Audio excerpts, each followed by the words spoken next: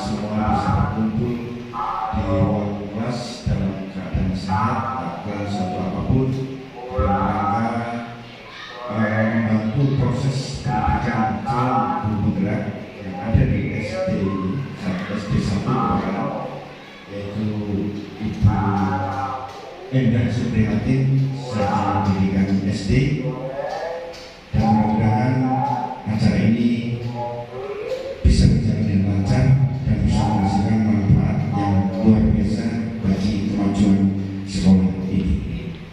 Bapak Ibu yang saya hormati, sholawat salam atas junjungan Nabi besar Muhammad SAW yang kita nantikan syafaatnya di yaumul akhir. Yang kedua, kami sampaikan terima kasih atas terselenggaranya kegiatan ini. Tentu saja ini memerlukan persiapan yang luar biasa.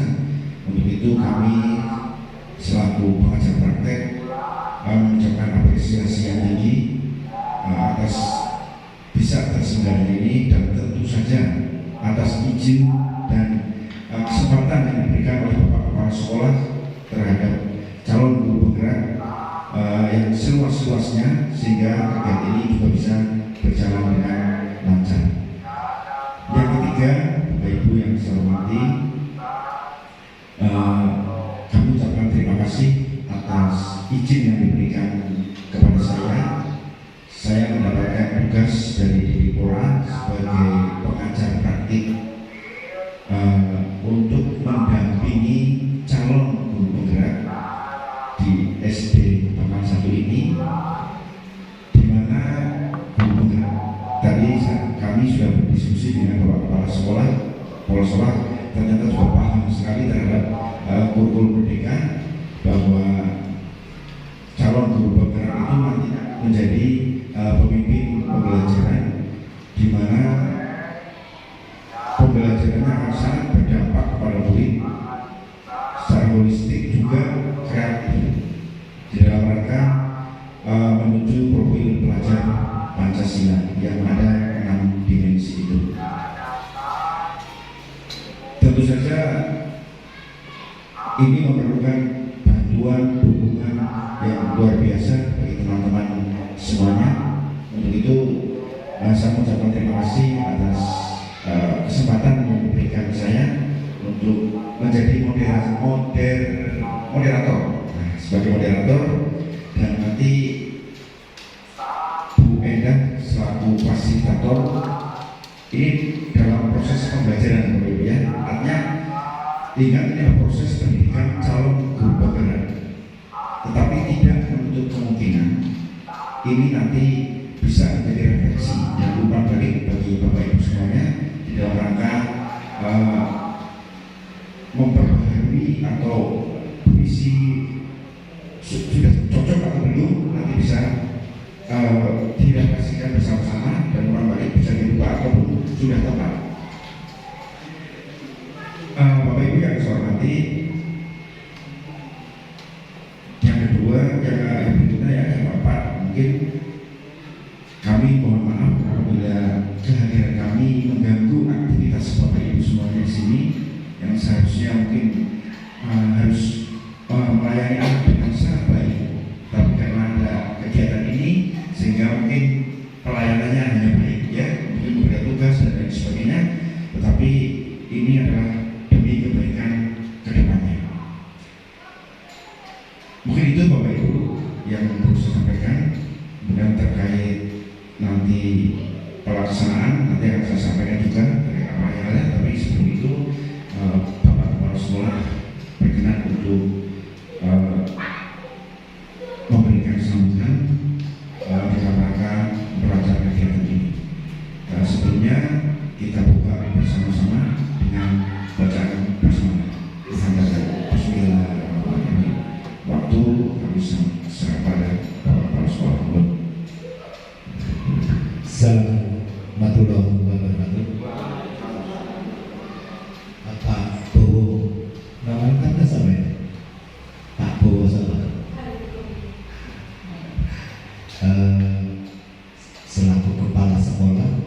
SMP Negeri 1 Bojong Lampung sekalian pada pagi ini berfungsi sebagai pendamping calon guru penggerak, itu Ibu Enda Suprihatin SPDSD. Pertama, kami berterima kasih atas bimbingan dari Pak Bowo pada Ibu Enda. Dalam hal ini ya pasti dapat surat keputusan untuk mendampingi guru penggerak. Mudah-mudahan bisa berjalan dengan baik, khususnya pada guru penggerak. Ya tadi ada sedikit diskusi dengan Pak Bowo tentang guru penggerak itu memang dicetak jadi pemimpin ke depan untuk dunia pendidikan. Jadi disiapkan antara lain kepala sekolah, pengawas sekolah, sampai nantinya kayak Pak Bowo ini jadi pendamping. Itu memang iya, itu tujuan guru penggerak itu di situ. Kemudian di dalam mengaplikasikan pendidikan yang berbasis kepada sekolah, itu memang endingnya itu mesti harus ada perubahan. Itu kalau kita melihat yang isi-isinya aja bisa dijabarkan sendiri oleh Bapak Ibu itu. Nah, mengapa kalau sekolah ada KKM itu kan tadi basisnya sekolah. KKM sekolah sini dengan yang lain, dengan yang maju pasti lebih lain. Maka korelasinya kalau untuk itu banyak sekali. Kondisi lingkungan masyarakat, kondisi lingkungan sekolah, kemudian standar minimalnya itu ini. Nah, kemudian inilah yang berinovasi bagi guru penggerak. Sebab situasi yang dihadapi di lingkungan harus paham persis. Sebab kalau tidak ya akan salah baju. Di sini menerapkan gaya pendidikan langsung sekolah-sekolah maju, ya di sini jelas salah baju. Itu walaupun pendidikan orang tua belum tentu juga pakai dana yang besar. Sebenarnya kan begitu. Itu kan perlu ada terobosan inovasi dari guru penggerak. Mudah-mudahan Ibu Enda menguasai tentang ilmu itulah.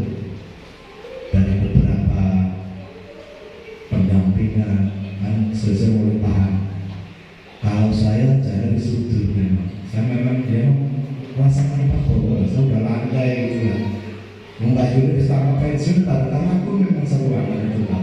Aku tuh saya mikir apa gitu, sebab kondisi di sini demikian. Tapi insya Allah kami masih semangat membantu teman untuk hal prestasi dan pendampingan pagi ini kita sukses, berjalan sukses. Kemudian teman saya semua ikut kritis bukan mengkritisi, kritis saja kan kata intelektual ya. Dan nanti sudah akhir boleh mengatakan. Sekian dari kami, bila kami ada kesalahan, mungkin ke perbedaan sama Pak Fusir sebesar-besarnya. Assalamualaikum warahmatullahi wabarakatuh.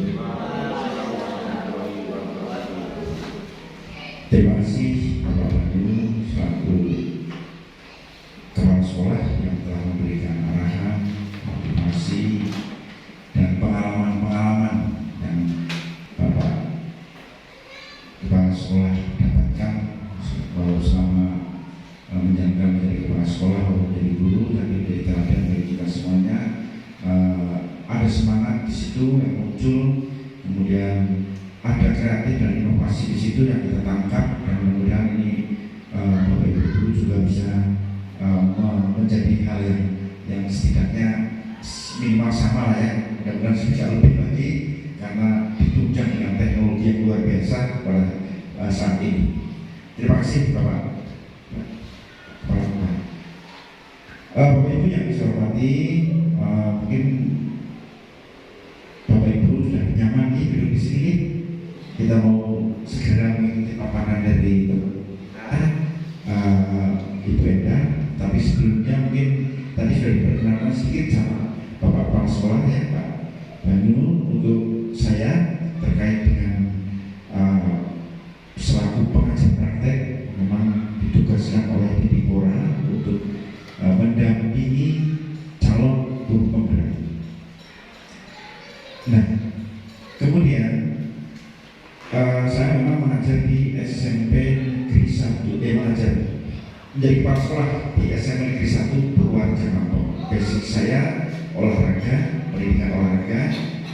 Dulu saya pertama di Kabupaten Cilacap 6 tahun, pindah di SMP 2 Purworejo Kampung, masih menjadi guru, kemudian kepala sekolah di Jawara, di SMP 2 Batur, di SMP 1 Batur, di SMP 3 Klampok, kemudian di SMP 1 Purwareja Kampung. Dalam perjalanan itu 6 tahun saya juga mengampu 4 sekolah, mengampu 4 pejawaran, 1 pejawaran, 3 Mandiraja, dan sebelum saya di SMP 1 saya mengampu SMP 1 Purworejo Kampung. Jadi selama 6 tahun saya 9 sekolah. Ya, ini rekor di bagian negara sebetulnya. Kalau Bapak nanti satu saja ini Bapak Ibu, artinya saya tugasnya adalah hanya mendampingi, membantu mendampingi dan menjadi teman belajarnya Bu Endah dan teman Bapak Ibu semuanya. Ya, saya mendampingi pertama sebagai teman belajar, terus nanti kita selalu belajar dan media atau sumber belajar kita sudah banyak sekali Pak.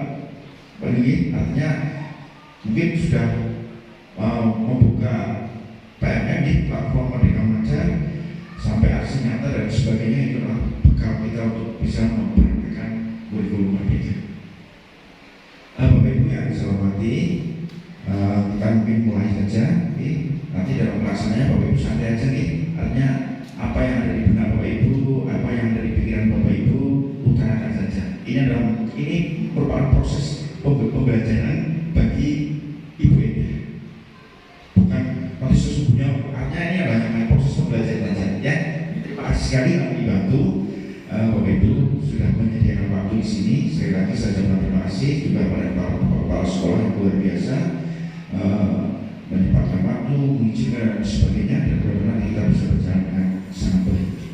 Bapak Ibu yang saya hormati, kali ini nanti akan diadakan diskusi. Diskusi itu berarti dengan pikirannya yang tak terbatas, ya, tak terbatas. Silahkan nanti kalau memang melenceng dan begitu jauh, nanti Bu Endah selaku fasilitator bisa meluruskan, mendekatkan apa yang ingin kita capai. Maka diskusi kali ini adalah tentang cita-cita. Cita-cita itu adalah sesuatu yang akan kita harapkan atau visi, ya, visi, cerita, impian, ya, impian. Mau jadi sekolah seperti apa, ya, mau di sekolah seperti apa, atau juga visi sebagai guru. Saya mau menjadi guru seperti apa. Saya juga punya visi selama kepala sekolah, saya juga visi sekolah. Begitu. Kemudian terkait dengan visi, berarti nanti kita akan mendiskusikan terkait visi warga sekolah terhadap murid di masa yang akan datang. Ya, nanti judulnya itu Bapak Ibu mendiskusikan cita-cita atau visi warga sekolah terhadap murid di masa yang akan datang. Susunan acaranya nanti yang pertama adalah pengantar tujuan diskusi, kemudian yang kedua merumuskan kalimat rumpang dan melihat visi sekolah yang sudah ada, kemudian mengidentifikasi perilaku yang mencerminkan visi, yang berikutnya mendiskusikan inisiatif perubahan yang dapat dilakukan di sekolah, kemudian yang terakhir adalah penutup.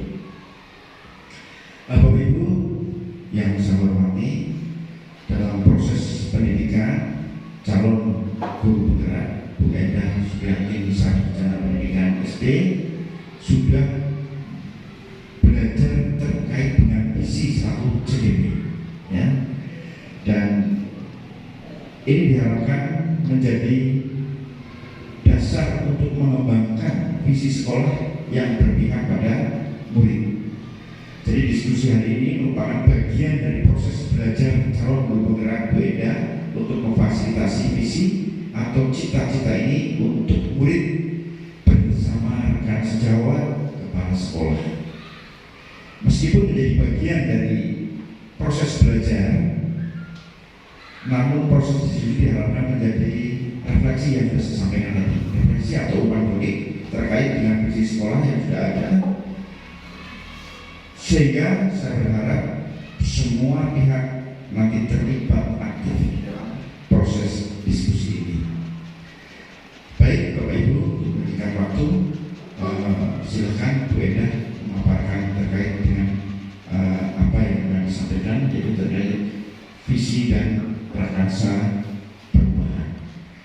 Kalau visi itu mimpi, berarti kalau prakarsa itu gagasan yang pertama dimunculkan,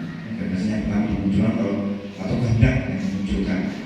Dan nanti bisa disampaikan lebih dalam oleh Bu Eda. Mudah-mudahan Bapak Ibu sampai akhir bisa mengikuti semuanya dan aktif semuanya. Kami berharap seperti itu. Terima kasih. Monggo Bu Eda, waktu kami persilakan. Yang terhormat Bapak Hari Teguh Wibowo SPD selaku pengajar praktik saya di calon guru penggerak angkatan 7, Bapak Kepala Sekolah SD Negeri 1 Kebakalan yang saya hormati, Bapak Ibu Guru beserta staf karyawan SD Negeri 1 Kebakalan yang saya hormati.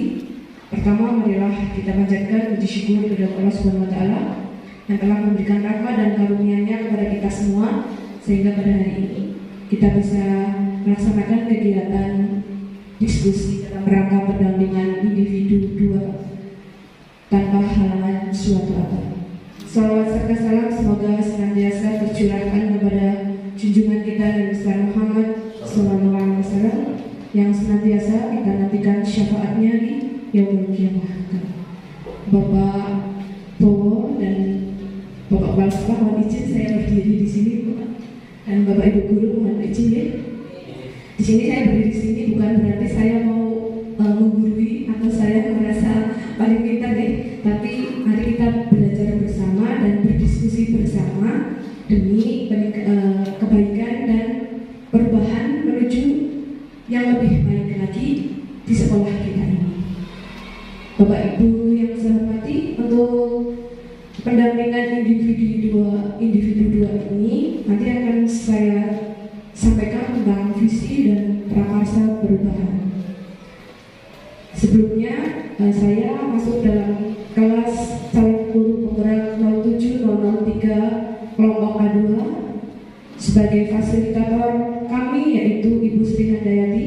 Kemudian pengajar praktek kami ini, satu pengajar praktek ini mendampingi 5 orang CGP, dan kebetulan ini dalam kelompok saya paling cantik karena saya tidak ada saingannya gitu. Ini pengajar praktek kami Bapak Hari Teguh Wibowo SPD. Beliau bertugas sebagai kepala sekolah di SMP Negeri 1 Purworejo Klaten, dan saya sendiri calon guru penggeraknya. Tujuan dari diskusi pada siang hari ini yaitu mendiskusikan cita-cita atau visi warga sekolah terhadap murid di masa yang akan datang. Bapak Ibu pastinya sering mendengar visi begitu ya Bapak Ibu.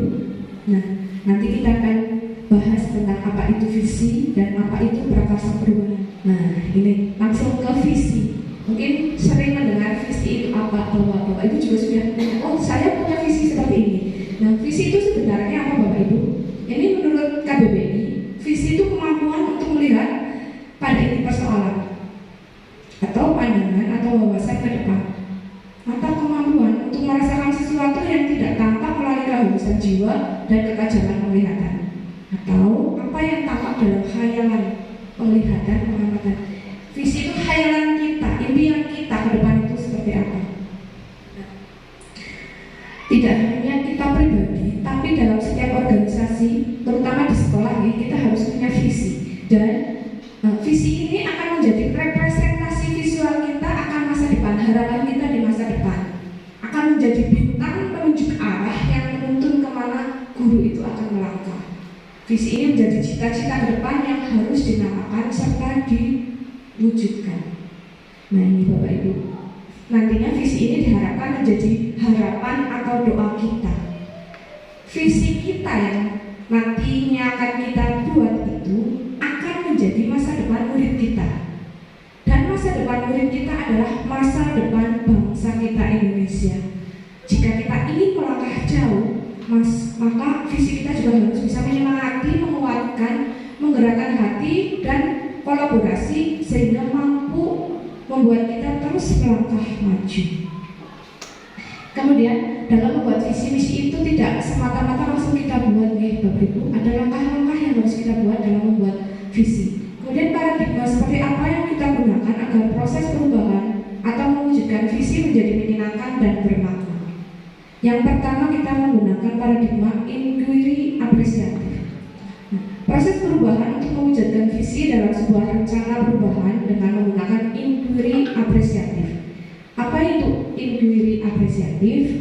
Adalah sebuah filosofi, suatu landasan berpikir yang berfokus pada upaya kolaboratif untuk menemukan hal positif dalam diri seseorang, dalam suatu organisasi dan dunia di sekitarnya, baik di masa lalu, masa kini maupun masa depan. Ini dalam Operator and Whitney 2005. Jadi Bapak Ibu, dalam menyusun visi nanti, kita yang diutamakan adalah hal-hal positif yang sudah kita miliki. Kita jangan melihat hal-hal negatifnya, tapi hal-hal positif yang sudah kita miliki ini nanti kita jadikan sebagai kekuatan dalam menyusun visi. Nah, inquiry apresiatif adalah suatu pendekatan manajemen perubahan yang kolaboratif dan berbasis kekuatan. Pendekatan ini dikenalkan oleh David Cobrader, Nobel dan McGrath 2016 dengan menggunakan prinsip-prinsip psikologis positif dan pendidikan positif. Jadi selain tadi menggunakan kekuatan positif, perlu adanya kolaborasi Bapak Ibu. Ketika kita tidak, warga sekolah kita tidak berkolaborasi, maka visi tidak akan tercapai. Kemudian selain visi itu ada prakarsa perubahan. Nah, visi yang telah disusun itu kemudian kita turunkan menjadi prakarsa perubahan sebagai tonggak-tonggak pencapaian yang akan mengantarkan kita dari waktu demi waktu ke jarak yang lebih dekat dengan visi yang telah kita susun. Kalau menurut saya prakarsa perubahan ini lebih, kalau dulu kita misi ya, turunan dari visi itu kan misi ya. Nah ini kalau di sini disebutnya prakarsa perubahan. Pernyataan prakarsa perubahan bukanlah slogan, bukan pula judul kegiatan. Pernyataan prakarsa perubahan adalah gambaran upaya nyata yang memungkinkan gotong royong dalam meningkatkan kualitas pembelajaran murid berbasis aset atau kekuatan yang dituliskan dalam bentuk kalimat yang dimulai dengan kata kerja dan memanfaatkan kata frasa atau diksi yang kekuatannya dalam rangkaian kalimatnya sedemikian rupa sehingga mudah dipahami maksudnya dan dapat menstimulus bayangan akan inisiatif, tindakan atau kegiatan yang harus dijalankan demi mewujudkannya. Nah, sebagai bagian dari langkah menuju visi, bagaimana prakarsa perubahan disusun? Ada tahapan dalam menyusun prakarsa perubahan, namanya itu bagja. Bagja ini membantu kita mengelola atau secara positif apapun yang diperlukan demi mewujudkan prakarsa perubahan. Ini Bapak Ibu, bagja merupakan pendekatan inquiry apresiatif menggunakan model bagja. Ini merupakan akronim Bapak Ibu, dari B-nya itu buat pertanyaan, A-nya itu ambil pelajaran, G-nya gali mimpi, J-nya jabarkan rencana, A-nya atur eksekusi. Nah, strategi dengan menyusun alur bagja dapat digunakan dalam menentukan langkah selanjutnya, di mana bagja ini adalah sebuah model perencanaan perubahan yang memiliki alur tahapan dari prakarsa perubahan sehingga tahapan yang dilakukan dalam mewujudkan perubahan yang diinginkan. Ini Bapak Ibu, dalam membuat pertanyaan utama, B-nya itu buat pertanyaan. Pertanyaan utama itu dibuat untuk menentukan arah penyelidikan, kekuatan atau aset atau potensi atau peluang, mendefinisikan tujuan. Ini memprovokasi atau menginisiasi perubahan. Nah, biasanya hanya satu atau dua pertanyaan saja dalam pertanyaan ini nih Bapak Ibu. Kemudian tindakan yang diharapkan pada tahap ini dapat dilakukan untuk menggalang atau membangun tim perubahan. Kemudian yang kedua ada ambil pelajaran. Pertanyaan di tahapan ini adalah pertanyaan untuk lanjutan untuk menemukan kekuatan atau aset atau potensi atau peluang melalui kegiatan pendidikan. Tindakannya adalah tindakan yang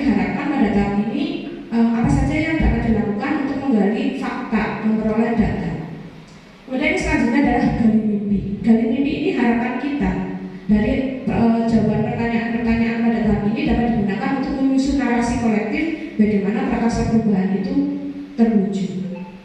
Kemudian jabarkan rencana. Di sini pertanyaannya, ini untuk membantu mengidentifikasi tindakan konkret atau menjabarkan langkah-langkah yang diperlukan. Kemudian untuk tindakan yang diharapkan ini dilakukan untuk membantu terciptanya organisasi yang ideal dalam pencapaian mimpi. Selanjutnya yang terakhir yaitu atur eksekusi. Nah, pertanyaan pada tabel tahap ini diharapkan dapat menentukan siapa yang akan berperan dalam pengambilan keputusan, kemudian memulai belajar yang apresiatif secara berkelanjutan.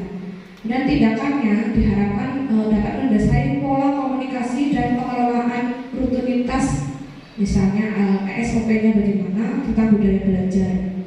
Itu tahapan dalam penyusunan prakarsa perubahan. Bapak Ibu, dalam pendidikan guru penggerak, kami dalam modul 1.3 sudah belajar tentang visi guru penggerak, visi dan prakarsa perubahan, dan ini visi saya sebagai guru penggerak yang sudah saya buat, yaitu mewujudkan generasi yang berprestasi dan berkarakter sesuai dengan profil pelajar Pancasila. Sebentar, kenapa saya di sini memilih visi ini? Yang pertama, berprestasi. Berprestasi itu tidak hanya dalam akademik saja nih, tapi bisa dalam apa yang dimiliki oleh siswa kita, bakat kemampuannya, semua kita bisa memaksimalkannya.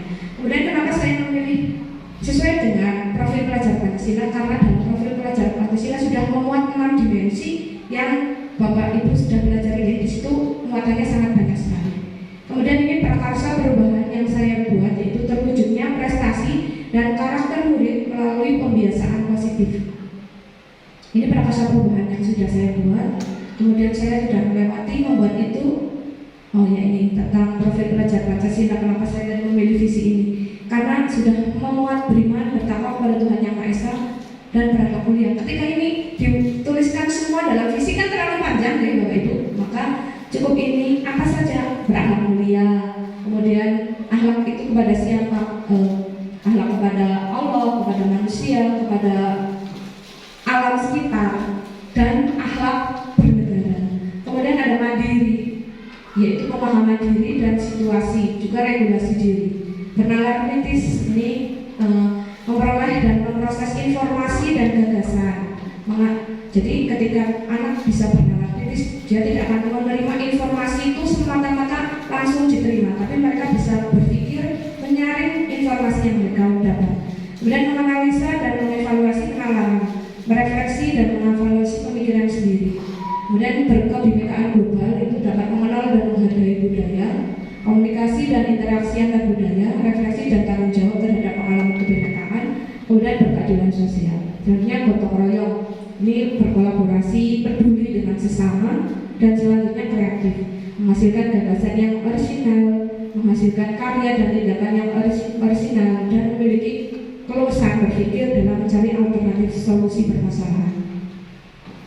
Ini tahapan-tahapan baca yang sudah saya buat Bapak Ibu dalam buat pertanyaan tadi kaitannya untuk mewujudkan prakarsa perubahan saya. Pertanyaan yang saya buat itu, langkah yang dapat dilakukan agar muridnya berprestasi itu apa? Yaitu menciptakan pembelajaran yang sesuai dengan minat, bakat, dan kemampuan murid. Kemudian bagaimana meningkatkan pembiasaan positif di sekolah? Karena tadi saya membuatnya itu dengan pembiasaan positif, yaitu berkolaborasi dengan kepala sekolah, teman sejawat, dan warga sekolah lainnya, misalnya untuk menerapkan 5S, senyum, sapa, salam, sopan, dan santun. Kemudian juga sholat berjamaah dan hal-hal baik lainnya. Ini juga dalam ambil pelajaran. Sini saya membuat pertanyaan bagaimana membuat murid belajar sesuai dengan minat, bakat, dan kemampuannya.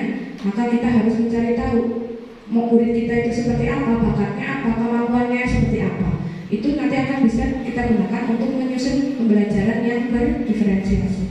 Kemudian aktivitas apa saja yang dilakukan untuk mewujudkan pembiasaan baik? Itu kita sudah dilaksanakan di sekolah kita ya. Ada 5S, ada salat berjamaah, gotong royong untuk bersih-bersih juga sudah dilaksanakan. Dalam gali mimpi itu saya membuat pertanyaan, apa yang dilakukan jika murid itu sudah dikembangkan potensinya? Apabila murid sudah kita tuntun, mereka berkembang potensinya, apa yang kita lakukan? murid kita bisa diberi apresiasi, bisa diikutkan dalam perlombaan, dan menunjukkan potensi-potensinya dalam event-event tertentu. Kemudian apa saja hal baru yang kita lakukan setelah terwujudnya karakter yang baik. Misalnya kita membuat daftar kompetensi baru. Murid kita sudah melaksanakan pembiasaan baik apa saja, seperti itu kita membuat daftar kompetensinya. Selanjutnya jabarkan rencana. Apa inovasi baru yang saya lakukan untuk meningkatkan kecerdasan atau prestasi siswa, yaitu menggunakan misalnya media pembelajaran yang inovatif, kemudian bisa menggunakan video atau menggunakan aplikasi assessment dan refleksi. Kemudian langkah sederhana apa yang bisa dilakukan untuk menumbuhkan karakter murid dengan memberi keteladanan yang baik dan menerapkan kebiasaan. Mungkin itu pengantarnya. Ini ada satu lagi, eksekusi ya, agar eksekusi, yaitu siapa yang akan memantau dan mengevaluasi terlaksanaannya pembelajaran yang inovatif tadi. Pastinya yang akan memantau adalah kepala sekolah dan teman sejawat, juga wali murid dan murid itu sendiri. Kemudian siapa saja yang akan dilibatkan dalam mewujudkan rencana ini, pastinya semua warga sekolah. Itu tentang pengantar menuju diskusi kita kali ini ya. Jadi Bapak Ibu sudah punya gambaran ya tentang visi misi harusnya itu seperti apa nih, mimpi-mimpi seperti apa. Nah di sini Bapak Ibu, di sini saya mempunyai kalimat rumpang. Kalimat rumpang itu kalimat yang belum lengkap nih. Di situ ada yang pertama, ini tentang cita-cita murid masa depan. Kita itu mengharapkan kedepannya itu murid kita seperti apa, sekolah kita seperti apa gitu ya Bapak Ibu. Mari kita mulai sesi diskusinya. Untuk yang pertama, kita memimpikan murid-murid yang seperti apa? Kita memimpikan murid-murid yang titik-titik. Barangkali mau Bapak Ibu ada yang ingin mengemukakan pendapatnya. Oh ya, Pak Nur, mau Pak Nur memimpikan murid seperti apa?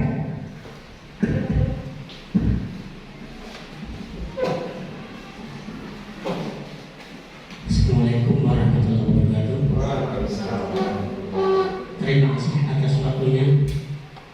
Yang jelas seorang pendidik atau seorang guru sangat mendambakan, memimpikan siswa di samping antara memiliki impact, juga siswa yang bisa update, artinya bisa menyesuaikan dengan zaman, baik dalam segi keilmuannya, kemahiriannya dan lain sebagainya. Makasih.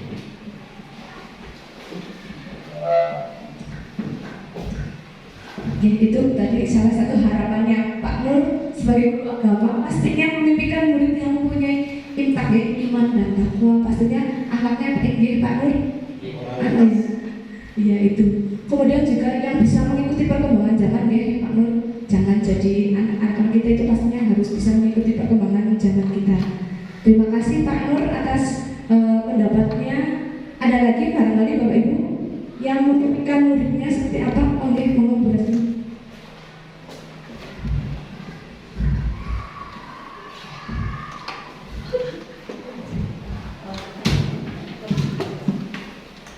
Terima kasih atas waktunya yang diberikan kepada saya untuk menjawab yang kedua ya, yang pertama.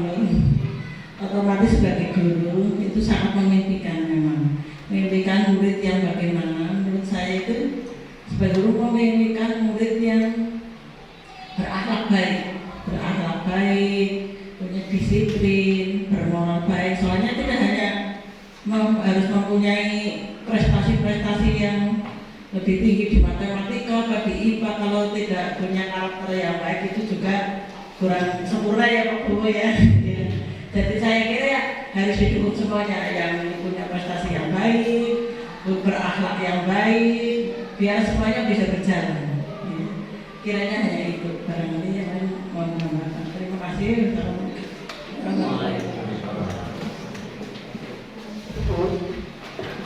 Bagus sekali impiannya Bu Rasmini ya. Sebagai guru pastinya selain kita memimpikan murid-murid yang berprestasi, yang pandai dalam bidangnya ya, dalam bidangnya, anak yang pandai olahraga, punya bakat olahraga gitu, berprestasi dalam olahraga, yang bisa nari nih pastinya prestasi, tapi tidak lupa adalah akhlaknya. attitude-nya terutama akhlak, kemudian juga tidak lupa itu disiplin nih, karena disiplin ini menjadi kunci penerapan positif ya. Baik sekali untuk impiannya Bapak Ibu semua. Barangkali ada yang mau menambahkan? Ada yang mau menambahkan? Cukup ya? Untuk pertanyaan nomor 1 itu cukup? Ya. Bagus sekali. Jadi dari tadi untuk dua pemberi pendapat, yang pertama Pak Nur mengharapkan murid yang intaknya bagus, kemudian juga mampu menyesuaikan dengan perkembangan zaman ya Pak Nur. Dan yang kedua adalah murid yang berprestasi dalam bidangnya dan memiliki akhlak yang baik juga serta mempunyai disiplin. Itu mungkin Bapak Ibu ada yang lain yang mau mengungkapkan pendapatnya? Tidak ya? Kemudian ada yang kedua, pertanyaan penumpang, kalimat penumpang yang kedua yaitu kita percaya bahwa murid adalah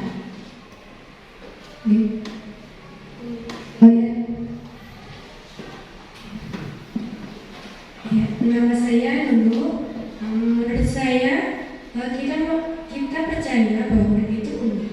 Ya, unik di sini memiliki kemampuan, minat, bakat yang masing-masing yang menonjol. Bagaimana kita sebagai pendidik atau guru membimbing dan memfasilitasi untuk mendukung perkembangan tersebut agar terasah dengan baik. Terima kasih. Terima kasih Bu Lulu. Itu tadi menurut Bu Lulu, murid kita percaya bahwa murid adalah unik nih. Setiap murid punya kemampuan, bakat dan minatnya masing-masing. Jadi kita bisa mengembangkan murid kita itu apa yang menonjol pada diri murid kita. Itu impiannya Bu Lulu. Semoga menjadi impian kita semua ya Bapak Ibu. Nah, mohon maaf Pak Bowo, memang kemarin sudah saya berikan pertanyaan ini biar Bapak dan Ibu guru memudahkan untuk mereka sudah mempelajari. Jadi sesi diskusinya sudah bisa berjalan dengan baik. Kemarin hari Sabtu memang sudah dipersiapkan, saya membuat pertanyaan dan diberikan. Jadi Bapak Ibu semua sudah mempelajari tentang diskusi hari ini. Begitu. Kemudian ada lagi yang mau menambahkan untuk kalimat tumpang yang kedua pendapatnya? Cukup, lanjut ke yang kalimat ketiga. Oke. Kemudian untuk kalimat yang ketiga, di sekolah kita mengutamakan apa? Mengutamakan titik-titik. Monggo barangkali ada yang mau berpendapat lagi. Oh Pak Nur lagi. Yang jelas langsung aja. Oh, langsung saja.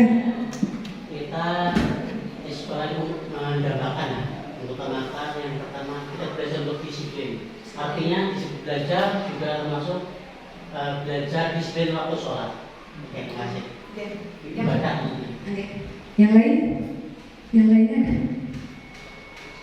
Pak Yusuf barangkali? Sekolah mengutamakan yang bagaimana? Oh, ini ibu dan anak rebutan berpendapat ini Pak.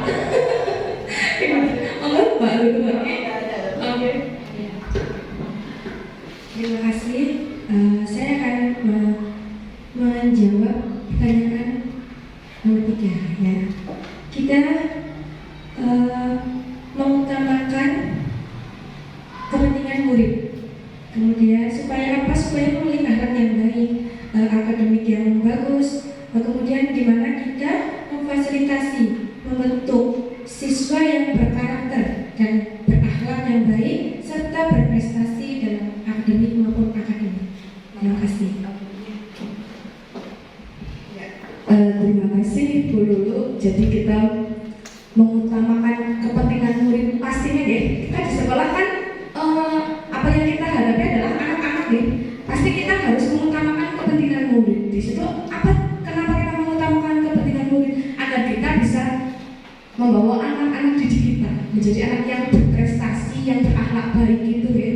Tadi juga Pak Nur memimpikan anak yang disiplin, tidak hanya disiplin waktu belajar, tapi juga disiplin dalam melaksanakan ibadah ya Kak Nur. Seperti itu. Pastinya Pak Guru Agama ini harus menekankan pada ibadahnya. Kebetulan di sekolah kita juga sudah melaksanakan sholat zuhur berjamaah ini Pak Bowo. Itu Pak Guru Agamanya rajin sekali kalau sudah waktunya jamaah nih. Anak-anak di kopiah-kopiah tidak bosan-bosannya begitu. demi menciptakan, demi membentuk karakter-karakter baik anak-anak didik kita. Tadi Bu Lulu juga selain anaknya berprestasi, anaknya baik nih, pasti ini. Kemudian ada lagi Bapak Ibu? Ada lagi? Oke. Terima kasih, ini hanya menambahkan sedikit tentang kedisiplinan. Saya mohon atau mengharapkan kepada kita semua ya, terutama di daerah yang lain, untuk masalah kedisiplinan itu tidak hanya disiplin pada orang lain saja. Seharusnya itu diciptakan untuk disiplin pada diri sendiri dulu. Kalau diri sendiri sudah disiplin, insya Allah anak bisa disiplin pada orang lain. Hanya itu. Terima kasih.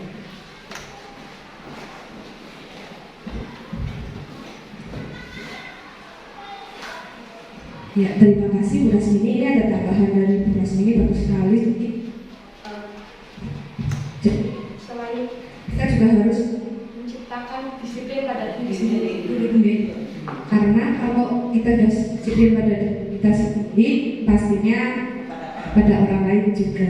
Jadi anak harus mempunyai motivasi dalam dirinya sendiri dulu.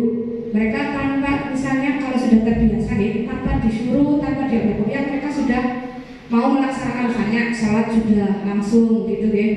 Belajar mengerjakan tugas juga tanpa diopiak-opiak, tanpa disuruh, mereka sudah pastinya Bisa Laksanakan.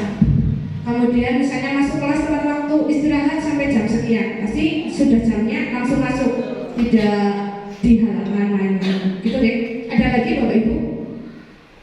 Ada lagi yang tambahan? Kemudian untuk yang keempat, kalimatnya yaitu murid di sekolah kita sadar betul bahwa, monggo siapa? Ya Bu Mufti, monggo. Perkenalkan, nama saya Mufti. Menurut saya, murid di sekolah kita sadar betul bahwa bisa mendapat pendidikan yang layak, serta dirinya belajar dididik untuk menjadi insan yang berakhlak mulia dan memiliki keterampilan secara mandiri. Ya, ini harapannya Bu Mufti dan pastinya harapan kita semua ya. agar muridnya gimana sih? Memiliki mendapatkan pendidikan yang layak. Iya, jadi murid kita mendapatkan pendidikan yang layak. Jadi sekolah kita ini memfasilitasi murid kita agar mereka mendapat pendidikan yang layak. Ya, kita pembelajarannya yang menyenangkan buat mereka, pastinya jadinya mereka tidak malas untuk ke sekolah ya. Kalau di sekolah menyenangkan pembelajarannya, guru-gurunya juga menyenangkan, pastinya anak-anak akan lebih bersemangat lagi ya. Pastinya nanti ke depan akan terbentuk karakter-karakter baik ketika gurunya sudah memfasilitasi mereka untuk mendapatkan pendidikan yang layak. Gitu. Ada lagi Bapak Ibu? Oh, Bu Rasmini lagi. Wah, Sepuh tapi luar biasa Pak. Luar biasa.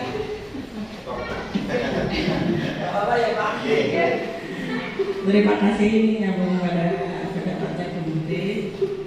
Saya setuju sekali. Yang namanya anak, ya memang tanggung jawab kita semua, Bapak Ibu guru di sekolah memang harus punya kenyamanan sebagai orang tua. Di samping kita mendidik juga mengarahkan, jangan sampai anak itu tidak nyaman lah di sekolah. Kita harus nyaman dengan Pak Guru, Bu Guru, dan mudah-mudahan Bapak Ibu guru juga bisa menciptakan anak yang berprestasi, berkarakter, kendel, benar, pintar, istilah Jawa begitu. Terima kasih. terima kasih Bu Rasmini. Ini meskipun sepuh tapi luar biasa Pak. Ini menjadi contoh buat saya. Meskipun sudah sepuh tapi tetap semangatnya luar biasa dalam mendidik anak-anak, memimpikan anak-anak seperti apa itu luar biasa. Jadi betul sekali kita harus menjadi, karena kita sekolah kan menjadi rumah kedua anak didik kita. Kita di sekolah menjadi orang tua anak didik kita, maka kita harus memberi kenyamanan pada mereka. Misalnya jangan sampai takut, malas masuk kelas Pak, anaknya takut, Bu Endah galak misalnya gitu. Ya, insya Allah dengan memberikan kenyamanan, kasih sayang, kita juga menghargai pendapat murid ya Bu. Kalau murid mengungkapkan pendapat kita dengarkan, kalau murid belum betul kita arahkan dimarahi, pastinya nanti akan menciptakan murid-murid kita yang nyaman di sekolah. Gitu Ibu? Ada lagi Bapak Ibu yang perlu ditambahkan? Oh, nambah boleh Pak? Langsung saja, kita menyadari bahwa sekolah itu tempat yang menyenangkan bagi siswa untuk belajar dan bermain tentunya. Artinya bagaimana kita bisa menciptakannya? Terima kasih. Jadi menciptakan di sini murid kita itu bisa menjadi tempat belajar dan bermain yang menyenangkan. Untuk itu kita semestinya bisa menciptakan pembelajaran yang menyenangkan sambil bermain. Mungkin ada sedikit dari yang sudah tugas-tugas saya itu sudah saya share juga di grup. Saya menciptakan pembelajaran anak sambil bermain, mau mengerjakan misalnya tentang lingkaran, menghafalkan sambil dengan gerakan tubuh biar mereka tetap ingat, tapi mereka merasa bermain, tapi mereka sebenarnya sedang belajar seperti itu ya. Itu banyak sekali inovasi-inovasi pembelajaran yang menyenangkan yang bisa kita ciptakan agar anak-anak kita itu senang. Mereka merasa saya bukan sedang dipaksa untuk belajar, tapi mereka merasa sedang bermain, tapi mereka mendapatkan pengetahuan-pengetahuan dari belajar itu. Begitu ya Pak? Barangkali ada yang mau ditambahkan lagi? Cukup untuk pertanyaan yang keempat, cukup Bapak Ibu? Ya. Selanjutnya kita warga sekolah ini yakin untuk Bu Uki nih dari tadi masih belum mengeluarkan suaranya. Monggo Bu Uki, barangkali mengeluarkan pendapatnya. Ya, pertanyaannya, kita warga di sekolah ini yakin untuk menurut saya mewujudkan tujuan dari pendidikan, yaitu dengan menciptakan pembelajaran yang berpusat pada murid. Seperti itu.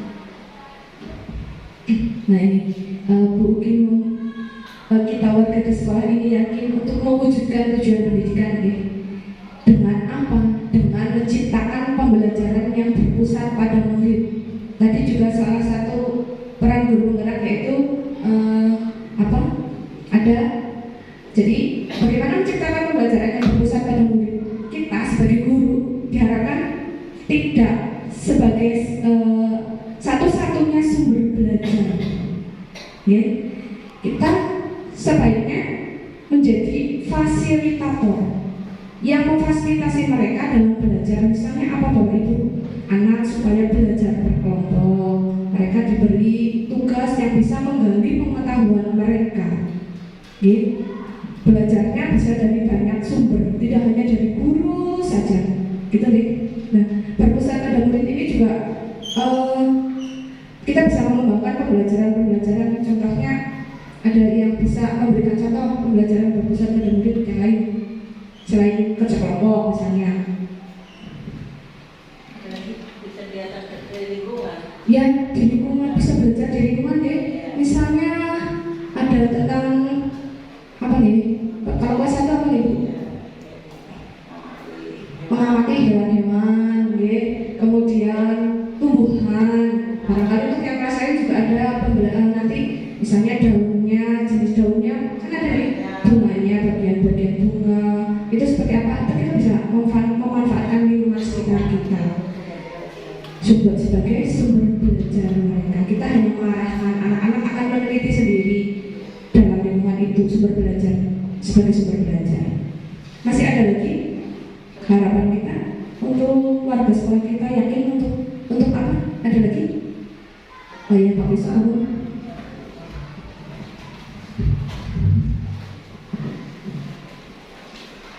Kita warga di sekolah ini yakin untuk mengembangkan potensi yang dimiliki oleh anak secara optimal. Ya, ini kita yakin bahwa kita bisa mengembangkan potensi anak didik kita nih. Tadi sudah sesuai dengan minatnya. Kalau yang bisa nari, ini ada guru tari, kita punya aset yang luar biasa sebagai untuk mengembangkan bakat-bakat mereka nih, yang punya bakat menari, yang bakat tilawah. Ini kita punya pakarnya Pak, sering jadi juara tilawah SD kita karena ada Pak murid yang suaranya luar biasa, yang bisa membuat SD kita berprestasi, ya. Dan yang lainnya ini ada calon-calon juga, nanti mudah-mudahan Bu Mufti bisa mencetak, dia volley-nya bagus Pak. Barangkali ke depan Bu Mufti, mudah-mudahan kita juga bisa mengembangkan potensi anak-anak kita dalam bidang olahraga, ya. Kemudian Bu Lulu ini, mari kita bekerja sama juga, berkolaborasi agar bisa mengantarkan anak didik kita mempunyai prestasi, mempunyai mengembangkan bakatnya secara maksimal, okay? Semuanya saja Bu Tio juga, okay? Karena tanpa kolaborasi kita tidak bisa. Semua yang kita kegiatan ataupun program kita harus dilaksanakan secara berkolaborasi. Semua warga sekolah. Yang terakhir ini Bapak Ibu, kita dan warga di sekolah ini paham bahwa ini terakhir, siapa ini yang mau menjawab pertanyaan terakhir ini? Kalimat tentang Bu Tio ini yang dari tadi diam-diam. Ayo Bu Tio.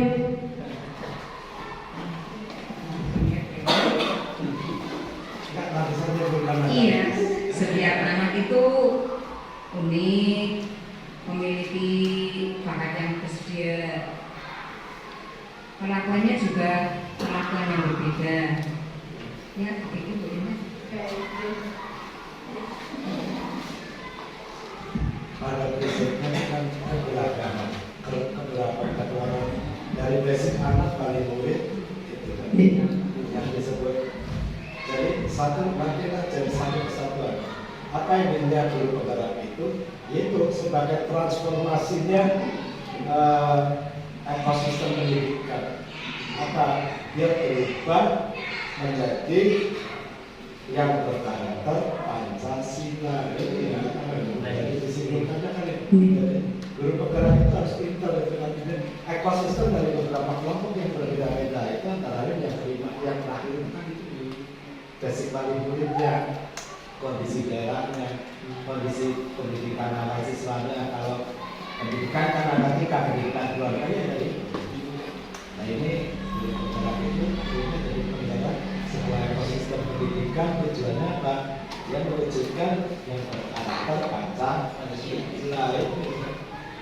Itu banyak kesimpulan itu. Iya. Reaksi saya. Jadi menanggapi jawaban Bu Tio dulu, Ya. betul sekali bahwa setiap murid itu punya bakat sesuai dengan bakatnya masing-masing. Maka kita juga harus memperlakukan murid kita sesuai dengan kondisi murid. Kita tidak bisa menyamaratakan. Semua murid itu sama, tidak bisa. Maka dari itu yang sedang kita pelajari juga di PMM, bahwa kita juga harus menciptakan pembelajaran yang berdiferensiasi. Ibarat kata Bu, kita tidak bisa memaksakan ayam untuk berenang, ya Bapak Ibu. Nah, kita tidak bisa memaksakan ikan untuk terbang seperti itu. Nah, mereka punya bakatnya masing-masing, punya kemampuannya masing-masing. Yang, nah ini tugas guru kita, tugas guru untuk menggali itu semua dengan tidak menuntut, tapi menuntun, gitu ya. Jangan memaksa. Kalau memang anak bukan berarti tidak bisa, tapi belum memahami misalnya dalam pelajaran matematika, yang kita sebagai guru nuntun mereka apa yang mereka bisa, apa ini yang menonjol dari anak didik kita, kita tuntun, kita kembangkan seperti itu. Kalau anak didik kita misalnya tidak bisa menari, ya jangan dipaksa untuk bisa menari. Nih, kan kadang anak ada yang bakat dalam bidang akademik, ada yang bakat dalam bidang non akademik, maka perlakuan kita tidak sama, tidak boleh sama. Kamu harus bisa nari, dan memang tidak bisa menari. Misalnya saya saja, saya dipaksa untuk gambar. Saya mending nangis daripada disuruh menggambar. Itu misalnya saya, ya. Tapi mungkin lebih baik saya dipaksa untuk mengerjakan matematika seperti itu. Saya lebih, ya lebih mungkin sedikit bisa dalam itu. Tapi kalau saya dipaksa gambar, seperti misalnya Pak Katib yang punya kemampuan gambar bagus, saya suruh gambar yang sama dengan Pak Katib, ya saya angkat tangan, gitu. Nah, itulah kita semuanya unik, termasuk anak didik kita itu unik. Jadi memerlukan perlakuan yang berbeda. Betul sekali Bu Tio, ya. Itu mungkin dari pertanyaan dari perkalimat ruang itu Pak Bowo sudah mereka teman-teman kami Bapak dan Ibu guru sudah mempunyai gambaran-gambaran tentang cita-cita murid kita di masa depan. Nah, kita langsung saja di sekolah kita ini sudah punya visi. Ini visi sekolah kami, yaitu terwujudnya generasi pelajar muda sebagai pembelajar sepanjang hayat yang berkarakter, inovatif, dan berprestasi. Ini visi sekolah kita dengan indikator visinya itu yang pertama adalah pembelajar sepanjang hayat, membentuk generasi yang memiliki motivasi untuk selalu belajar dan mengembangkan diri. Bapak Ibu sudah ada print-printannya di situ juga, nih. Kemarin sudah saya bagikan untuk visinya. Jadi sudah dipelajari juga. Kemudian yang kedua, berkarakter. Ini tadi tujuannya yaitu mengimplementasikan profil pelajar Pancasila dalam aktualisasi kehidupan. Kalau karakter sesuai dengan profil pelajar Pancasila ini sudah luas sekali, cakupannya sudah sekarang menyeluruh, karena terdapat 6 dimensi di situ. Yang selanjutnya yaitu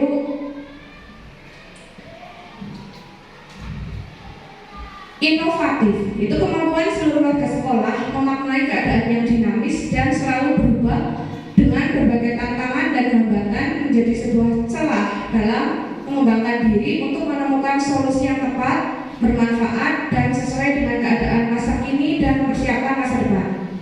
Yang indikator yang selanjutnya yaitu berprestasi. Ini hampir sama dengan visi saya tadi yang sudah saya buat, yaitu berprestasi. Nah, sebagai akhir dari sebuah proses, prestasi merupakan tolak ukur sebuah proses. Prestasi itu tidak hanya kemampuan tentang kognitif, tentang akademik saja, namun juga lebih pada kemampuan diri untuk mengembangkan talenta dan kecakapan hidup yang bermanfaat. Nah, ini Bapak Ibu, saya mau menanyakan, apakah kira-kira visi sekolah kita itu sudah selaras dengan cita-cita kita untuk murid kita? Pak Nur, monggo. Ini memberi jawaban dan alasannya. Iya. Oke, terima kasih. Nah, ini jadi teringat waktu anak-anak, memang sih bukan di SD, cuma di MTS, jadi tak bahas apa yang jelas tentang visi, indikator visi ya, belajar sepanjang hayat, dari bahasa keren long life of education. Itu belajar seumur hidup, itu udah pas sekali masih. Iya, betul sekali. Kita jangankan murid kita, kita sebagai guru juga harus tetap belajar dan belajar mengikuti perkembangan zaman, karena yang baik hari ini belum tentu berarti untuk visi kita apakah sudah sesuai. Ada lagi Bapak Ibu yang mau menambahkan? Sudah sesuai ya? Ada. Nah, kalau sudah sesuai, apakah ada yang ingin ditambahkan? Barangkali tadi ini Bapak Ibu, visinya itu terwujudnya generasi pelajar muda yang sebagai pembelajar sepanjang hayat yang berkarakter, inovatif, dan berprestasi. Kalau itu kan sudah sesuai. Kemudian ada yang perlu ditambahkan atau tidak? Saya kira cukup. Kalau itu mau nambah. Oke. Kalau saya nggak cukup. Cukup, oke. Kita lanjutkan tentang, nah ini sikap dan perilaku murid, guru, kepala sekolah, serta wali murid. Apa saja yang mencerminkan visi yang ada di sekolah kita? Kira-kira apa saja Bapak Ibu? Ini dalam kan ada pembelajar sepanjang hayat. Maka apa saja tentang perilaku guru atau murid kita yang kita harapkan agar cita-cita kita itu bisa tercapai, terlaksana dengan baik? Kira-kira apa saja? Oke, Bapak. Terima kasih. Menurut saya, perilaku atau sikap yang mencerminkan visi sekolah itu salah satunya adalah kegiatan sholat berjamaah.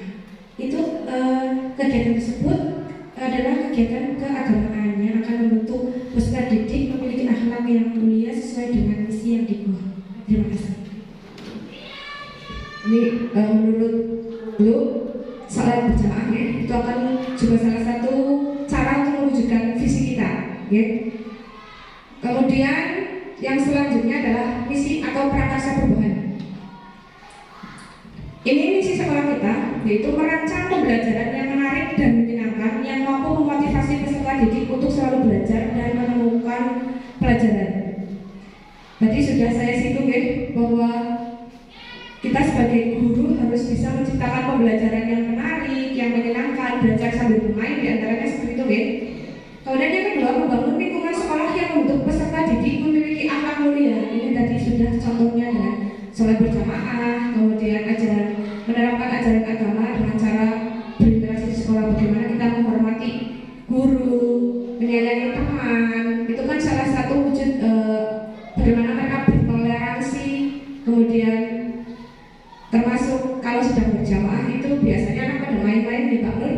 Nah itu juga kita bisa mengarahkan anak didik kita untuk menghormati orang yang sedang beribadah. Itu salah satu caranya. Kemudian juga memperingati hari besar agama ya. Setiap sekolah kita juga alhamdulillah sudah rutin ketika ada hari besar agama kita melaksanakan itu. Kemudian membangun lingkungan sekolah yang bertoleransi dalam kebinekaan global, mencintai budaya lokal dan menjunjung nilai gotong royong. Ini kita juga kemarin akhir semester sudah membuat sebuah pagelaran yang diangkat dari budaya lokal, bahwa anak-anak menciptakan tarian, menciptakan apa yang mereka bisa dengan mengadopsi dari budaya-budaya lokal seperti itu. Kemudian juga gotong royong, pasti ini kita sering kerja bakti untuk membersihkan lingkungan sekolah kita ya, bareng-bareng.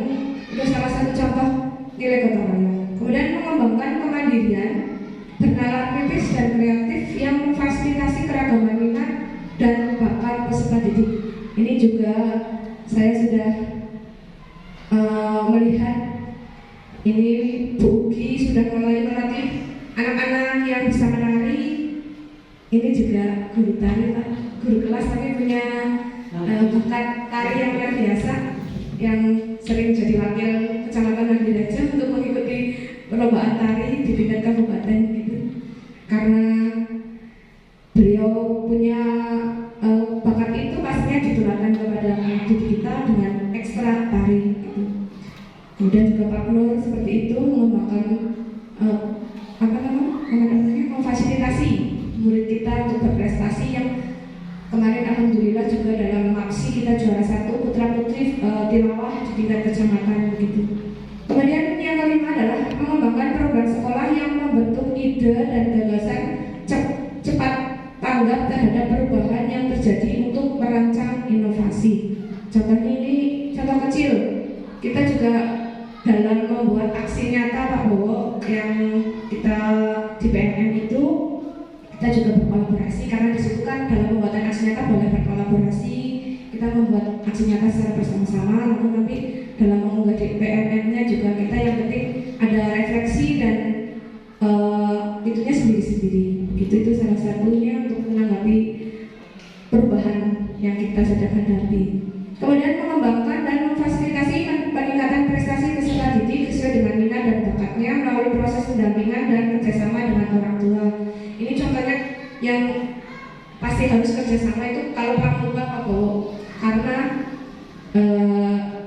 kadang pramuka memang butuh dana besar yang kita sekolah tidak bisa untuk menganggarkan ke situ semua. Jadi pasti butuh bantuan atau kerjasama dengan wali murid.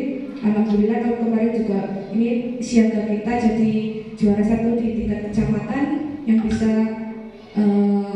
mewakili Kuaran Nandiraja gitu. Mungkin itu untuk misi sekolah kita.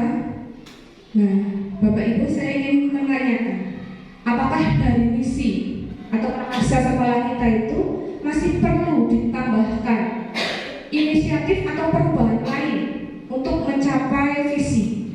Masih dari hal-hal tadi ini, apakah kira-kira masih ada yang perlu ditambahkan misi lain atau prakarsa lainnya? Bagaimana Bapak Ibu? Cukup atau masih ada yang perlu ditambahkan? Cukup. Ternyata ini sudah memberi gambaran bahwa untuk melaksanakan mewujudkan visi sekolah kita itu dengan misi seperti ini, ternyata teman-teman cukup begitu. Kemudian kira-kira apa saja kolaborasi yang dapat kita lakukan, guru, orang tua, kepala sekolah untuk mewujudkan visi di sekolah kita? Kolaborasinya itu dalam bentuk apa saja misalnya? Kembali monggo, Pak Nur.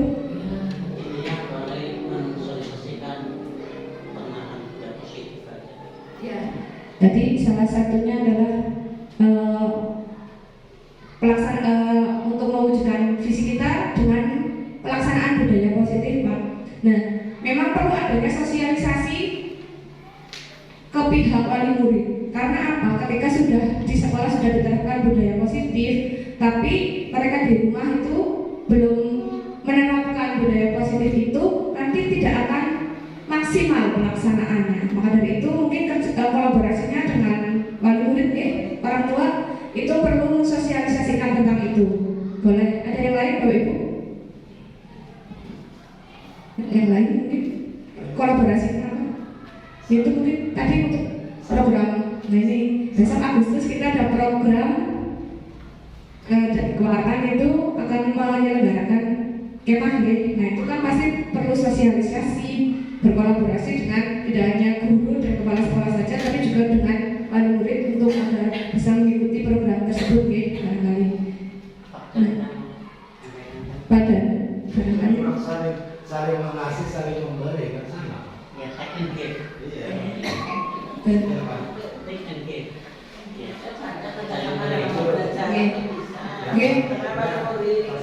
Ya. Betul sekali. Misalnya ini dalam pembelajaran kita kan sering lah, saya dalam pembelajaran ini kurang menguasai. Misalnya di kelas 6, ini ada seni tarinya, saya kurang menguasai. Kita bisa berkolaborasi dengan guru kelas lain yang menguasai. Itu mungkin seni SDBP, ya. Nah, musik itu saya tidak bisa membaca not, gitu, ya. Mungkin bisa berkolaborasi, barangkali kita bisa memanfaatkan Pak Katib yang menguasai alat musik dan seni, Pak Yusuf juga. Itu kita bisa berkolaborasi dengan guru di kelas lain. Jadi tidak harus saya guru kelas 6, ngajar kelas 6 terus, tidak. Tapi barangkali sekali, oh ini saya perlu bantuan guru yang lebih menguasai dalam bidangnya. Kita berkolaborasi begitu, oke, Bapak Ibu? Kerjasama. Kemudian ini untuk apakah bentuk kegiatan yang dapat guru, orang tua, kepala sekolah agar visi sekolah dapat tercapai? Tadi, ya, sudah, ya. Nah, apa langkah konkret, langkah nyatanya ini, bentuk kegiatan nyatanya agar bisa merealisasikan misi atau prakarsa perubahan ini? Apa jalan Ibu? Ya. Ya, mungkin bentuk kegiatan realnya itu apa? Tadi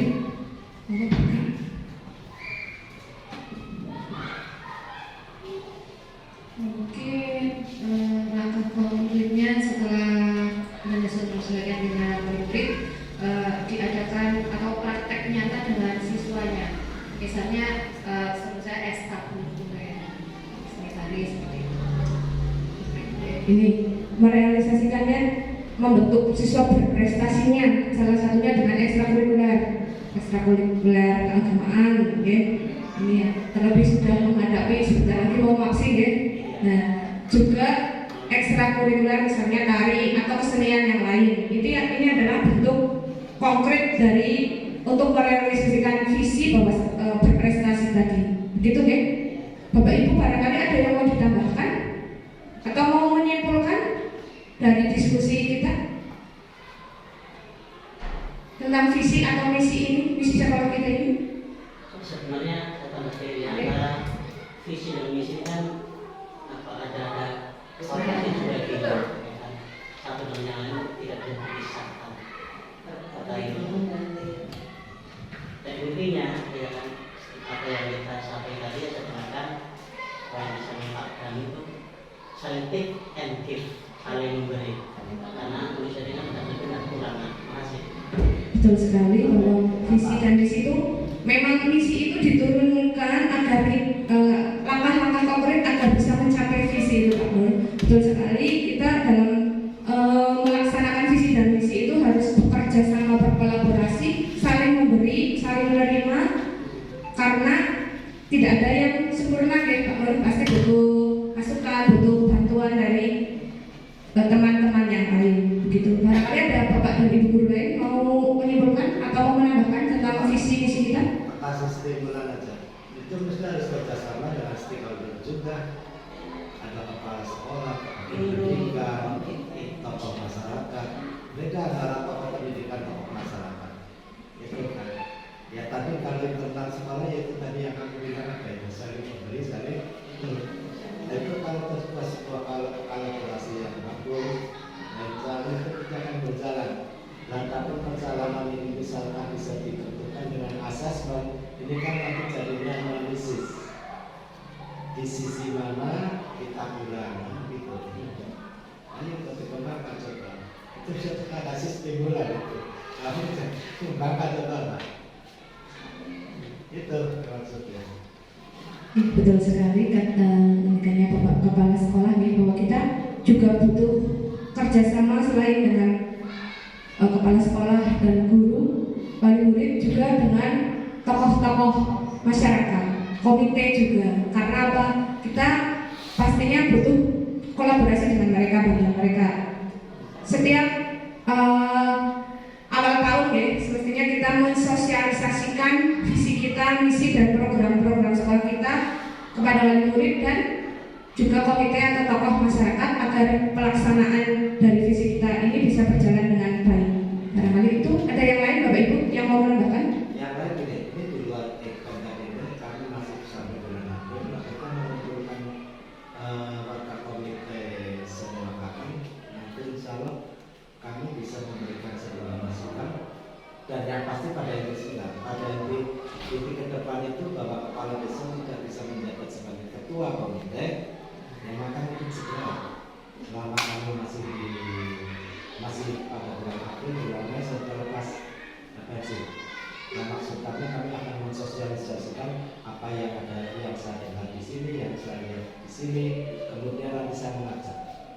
Bahkan sampai saya sudah sosialisasi dengan wali murid, termasuk dari siswa-siswa atau siswa kelas 45 itu yang bisa baca Quran. Kami mengestimasi itu 5 bulan harus sudah bisa baca. Hampir setiap ketemu siswa yang tidak baca sama kamu sudah bisa baca belum? Artinya bukan apa ikhraq kira kalau itu pakai itu tidak bisa itu. Maksud kami juga dengan kepala desa bahwa kebakaran kan perlu segala satu. Biasanya yang begitu susah saya itu nggak bisa baca Quran berapa. Kalau mengandalkan kemampuan agama kan nggak mungkin. Nah itu kan dari alasannya. Nah jadi artinya ada kolaborasi. Kami pernah mengundang di sekolah dan dengan secara teknis itu sebagai pelaksana juga kami. Dan budaya sholat jamaah itu sudah bagus ya. Terus dikembangkan. Tapi banyak siswa kita yang tidak baca. Antara lain yang akan saya masukkan, saya sisipkan itu di rapat komite. Misalnya kalau mau bergabung terus kalau ada acara yang begitu, termasuk nanti menyinggung visi misi, nanti barangkali kalau bisa di backup pos ya pakai pos, yang tidak. Contoh, misalkan kita itu mau ustadz atau ustadzatul lokal, itu kan kita harus ada biaya. Nanti kita sosialisasikan untuk beberapa wali murid, termasuk ketua komite yang baru, seperti itu. Terima kasih Bapak Kepala Sekolah atas kesimpulannya. Jadi apabila boleh saya simpulkan untuk diskusi siang hari ini, bahwa visi dan misi sekolah kami itu sudah sesuai dengan cita-cita dan harapan Bapak Ibu guru serta kepala sekolah di sekolah kami. Namun perlu adanya beberapa hal, misalnya sosialisasi dengan wali murid dan komite, begitu deh. Juga perlu adanya langkah-langkah konkretnya itu perlu segera untuk direalisasikan. Mungkin itu saja untuk simpulan saya. Kurang lebihnya saya mohon maaf atas penyampaian saya pada siang hari ini. Saya akhiri. Assalamualaikum warahmatullahi wabarakatuh. Untuk waktu kami kembalikan kepada Bapak. Dan juga keaktifan Bapak Ibu semuanya. Saya kira tadi saya melihat semuanya aktif, berpartisipasi aktif di dalam diskusi, dan ini adalah merupakan pembelajaran yang sangat bermakna Bu Endah selaku CGP dalam proses pendidikan CGP ya betul. apapun bentuknya pembelajaran ya, dan sekecil apapun, dan ini saya melihat kondusivitas di SD ini berarti sungguh luar biasa di bawah kepemimpinan Pak Danu. Terima kasih dari beberapa hal yang disampaikan Pak Kepala Sekolah. Pak Danu juga mendukung sekali adanya program guru penggerak. Saya selaku PP mengucapkan sangat terima kasih sekali, dan mudah-mudahan dukungan bisa sampai semuanya nanti menjadi guru penggerak. Ya. Dan saya juga ucapan terima kasih atas bantuan Bapak Ibu semuanya, atas kerelaan waktunya untuk kemajuan pendidikan di Indonesia, ya, mempercepat transformasi atau perubahan pendidikan di Indonesia. Dan mungkin saya tidak hanya ini, ya, mungkin bulan-bulan berikutnya juga mungkin sampai kesini lagi, mau disini lagi, ya, udah bisa diterima dan sampai akhir. Dan ini benar-benar menjadi silaturahmi yang tak terputus di antara kita. Mungkin di sini nanti kita kemajuan sekolah, kemajuan pendidikan, nanti di luar kita coba secara kekeluargaan, gitu. Jadi terima kasih sekali Bu Endah selaku fasilitator terkait dengan pendampingan individual visi dan rasa perubahan sudah berjalan dengan baik. Tinggal Bu Endah nanti mempersiapkan suatu hal-hal yang mau diupload di LMS, ya. Mudah-mudahan bisa segera untuk bisa diupload, dan mudah-mudahan hal ini bisa menjadi pelajaran bagi kita semuanya, terutama Bu Endah, agar lebih terus tergerak dan bergerak dan menggerakkan yang lain. Terima kasih. Saya Assalamualaikum warahmatullahi